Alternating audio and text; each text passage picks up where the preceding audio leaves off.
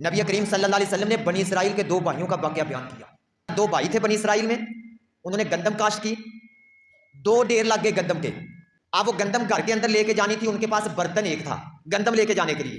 وہ بھائیوں نے کہا جی ایک پھیرا تم لگانا، میں تمہاری گندم کی راکھی کروں گا، اور پھر تم جانا، اس کے بعد میں راکھی کروں گا، ہم دونوں ایک دوسرے کی راکھی کریں گے۔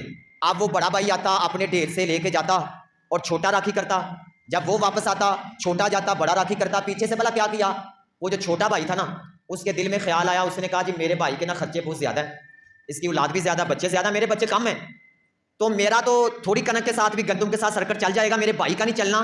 وہ اپنے ڈھیر سے موٹے بھرتا اور بڑے بھائی کے ڈھیر پہ ڈال دیتا اس کی غیر موجودگی میں۔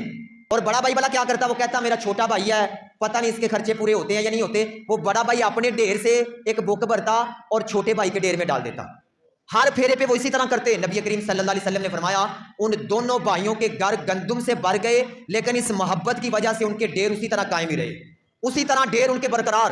یہ آج ہماری سخت دلیاں، جائیدادوں کے پیچھے بھائی قتل ہو رہا ہے، تھوڑے تھوڑے ٹکڑے کے پیچھے جناب بھائیوں کو گالیاں دی جا رہی ہیں، بھائیوں کو مارا جا رہا ہے، ایک دوسرے کے ساتھ لڑائیاں جھگڑے، تھوڑے تھوڑے ٹکڑوں کی وجہ سے، تھوڑی تھوڑی مال و دولت کی وجہ سے۔ اگر ہم اس کو ختم کر کے آپس میں سلوک قائم کر لیں تو دیکھیں اللہ کتنی برکتیں عطا کرتا ہے۔ دل ہی بڑا کرنا ہے نا، صرف یہی دل میں خیال لے کے آنا ہے یار میرا بھائی ہے، میرا بڑا بھائی ہے، میرا چھوٹا بھائی، پھر کیا ہے اگر دو آنے اس کی طرف زیادہ چلے گئے، اگر تھوڑا سا حصہ اس کی طرف زیادہ چلا گیا تو کیا ہو گیا، میرا بھائی ہے۔